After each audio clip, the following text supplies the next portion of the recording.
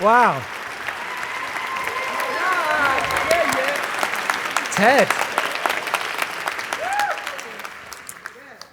Oh, I'm excited. Okay, I've got a great story to tell you today. I think it's cool, and I think it's fun. But unfortunately, I've got to start it at this photo, which is not a cool moment. Okay, but we're not going to dwell on it. This is me 4 years ago, performing in a stunt show. I was a professional mountain bike rider of 25 years. But this photo, just moments after it, I had a crash. And in that crash, I sustained a spinal cord injury, which was devastating to my career. But what I'm going to do to keep this moving, fun, and cool, right, we're going to skip forward an hour from this photo to where I think it started getting cool. Okay, so we're going to skip past the very tense moments with paramedics and a dawning realization of what this might mean to me and a very noisy helicopter ride to an hour from here where I was in one of those MRI scanners, like one of those claustrophobic tunnels. I was all alone for the first time since the accident, and there was these magnets droning away around me.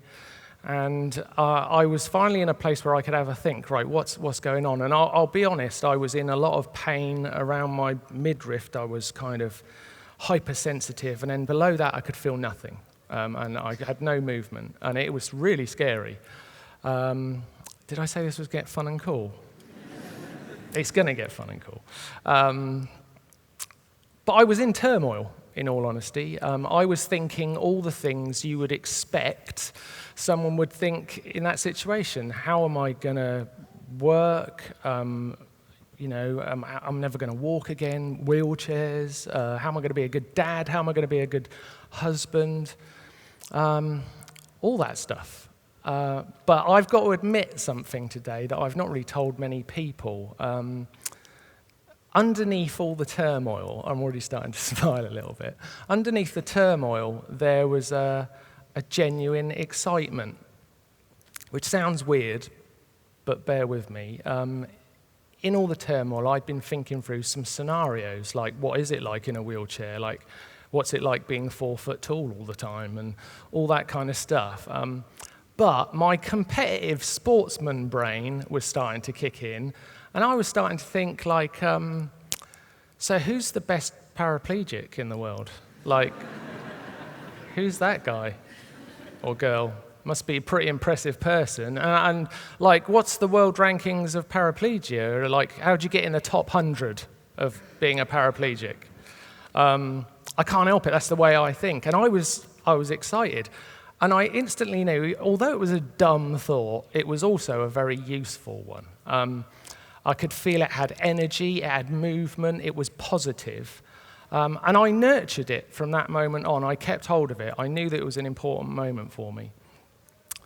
And I really used that energy to move forward in my life. And let me explain why I was so excited by it, because I've been riding bikes for a long time, and often I would get excited by an idea.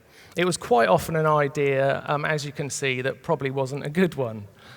Some people would try and talk you out of it.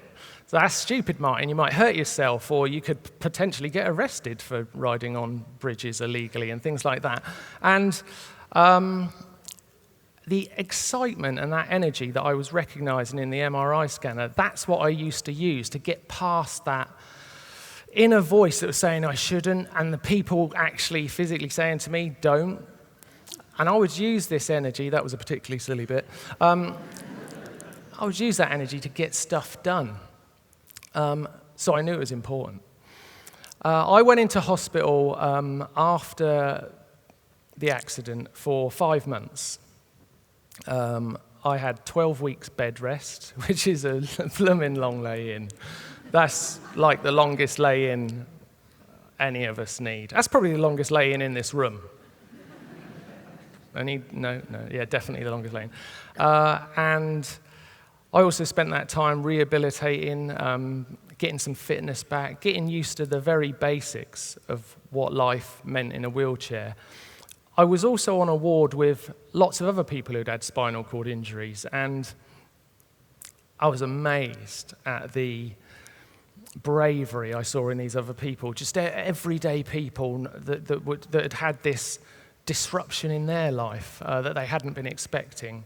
And it's incredible to see how the human spirit comes through and finds a way to get back and progress from stuff that can be devastating. And I'd come out of hospital inspired by that, and with that energy. So I come out of hospital inspired and with a mantra, I guess. I used it a lot. It was, if I'm going to be paralyzed, well, then I may as well be really good at it. I may as well just be the best one I can be. Get in that top 100 is what I was thinking. It started with the basics, things like this escalator. Looks like a simple problem, but in a wheelchair, actually, an escalator is pretty tricky. You need to practice, especially going down, because you have to go down facing the same way you would as up. So you have this moment of like, oh my God, I hope I'm right. And then a security guard chases you down it. You're not allowed on here with wheelchairs. I'm not a pram.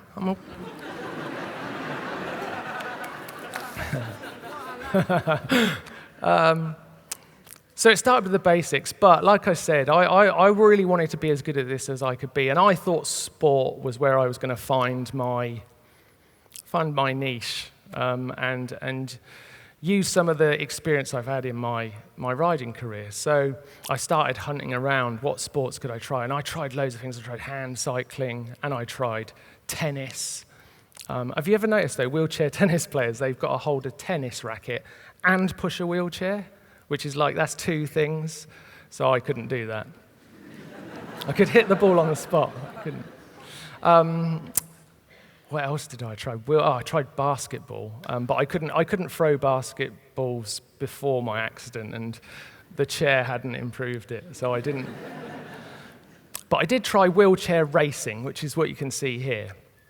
And you've probably seen this on like the Paralympics going around the track, or the marathon, London Marathon. You see these guys, and they're amazing. And I thought, I had a pretty strong upper body from my ride, and I thought, this is where I'm going to find my moment. This is my one and only day racing wheelchairs, just simply because this is a 100-meter race. This photo sort of annoys me, actually. It's a 100-meter race, and I'm the person there with the black helmet, a little red line on it, blue T-shirt. I'm lined up, ready. The girl just to this side with a pink-purple helmet and pink-purple matching wheelchair, right? She beat me. She's 12 years old. Yeah, all right, wait. All right. She beat me by 60 meters.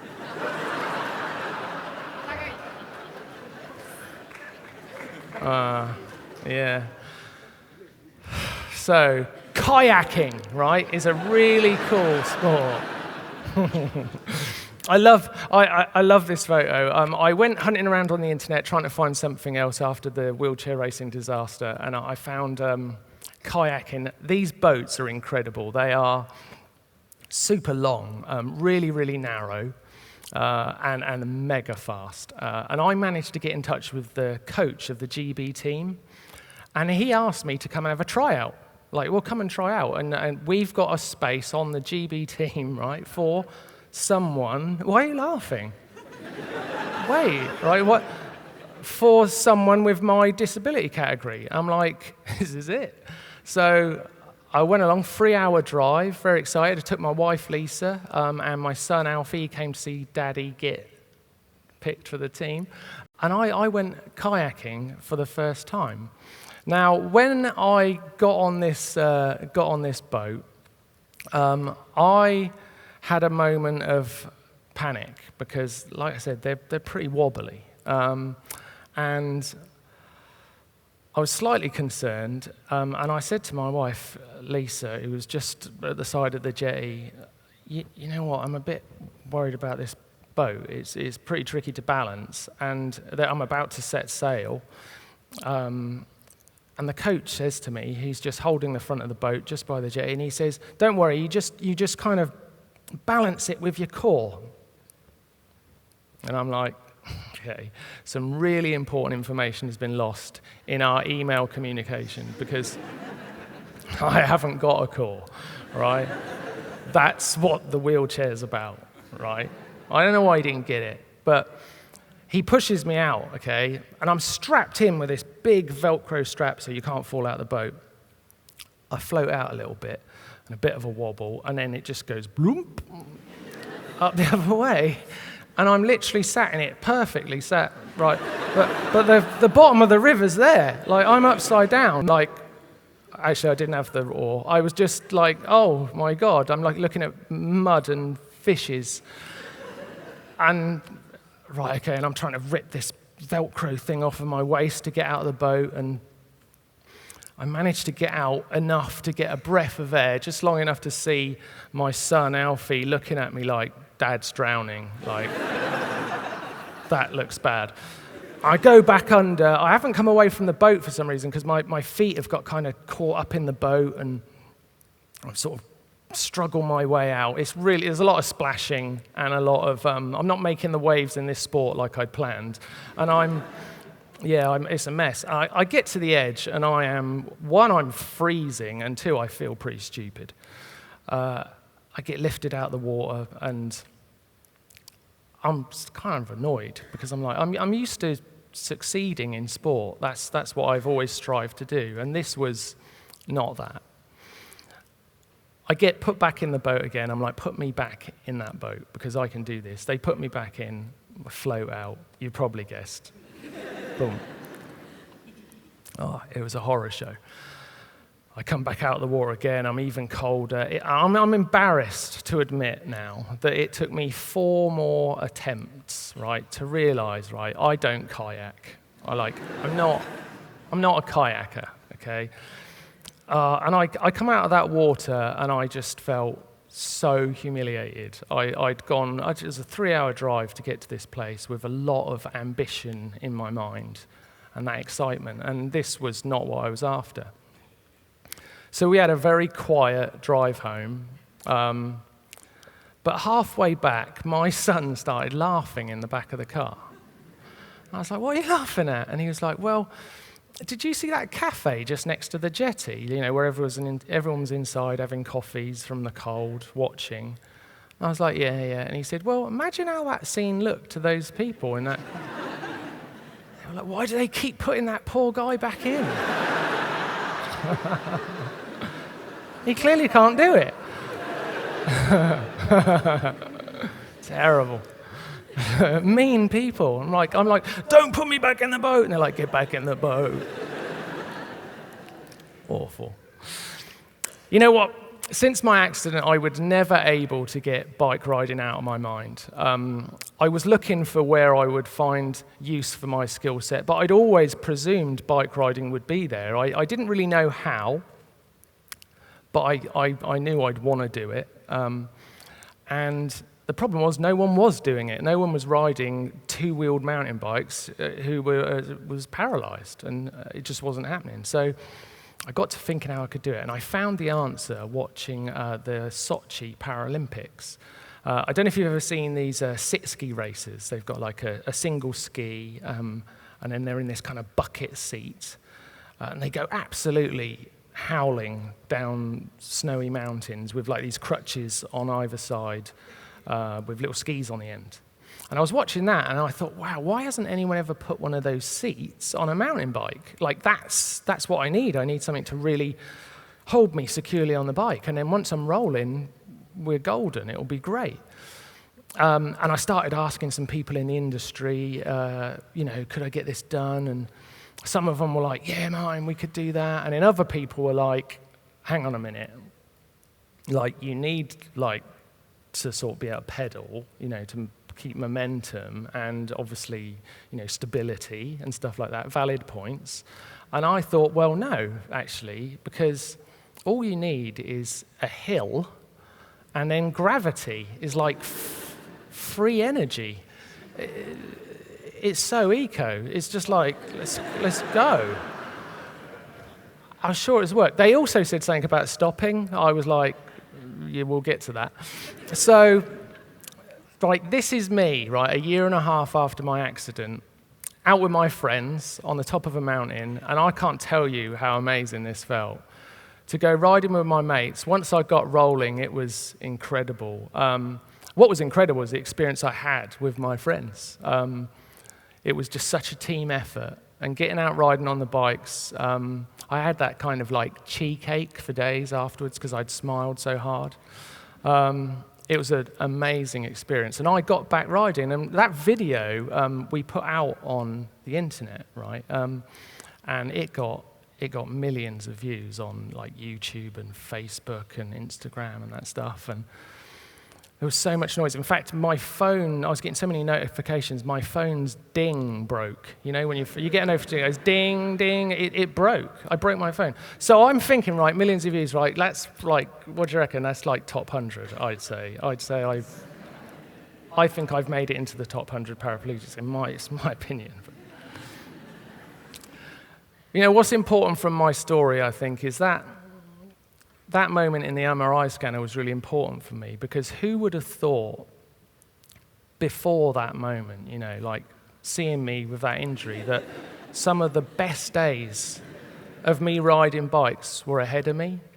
You know, it wasn't the end of the career, it was just a change in it. And I have traveled the world since my accident. I've ridden in international events. I've rode iconic places that I would never have dreamed of going before, and had experiences on my bike that have just been incredible. And I don't think many people would have said that was coming, you know, so I think there's an important message there. And I think it's that excitement and that energy that made that possible, because that's passion, you know, that's when you're passionate about something and you want to get done, when you're passionate about things you want to do in your lives, and decisions you want to make, it's very easy to put up barricades of excuses and blockades of reasons why you can't, or make obstacles out of disabilities. But when you've got that passion and you've got that excitement and you let it come through and you let it steer you, you can just create a path around all those barriers, and you can achieve great things. And that is what I wish for all of you guys. Thanks very much.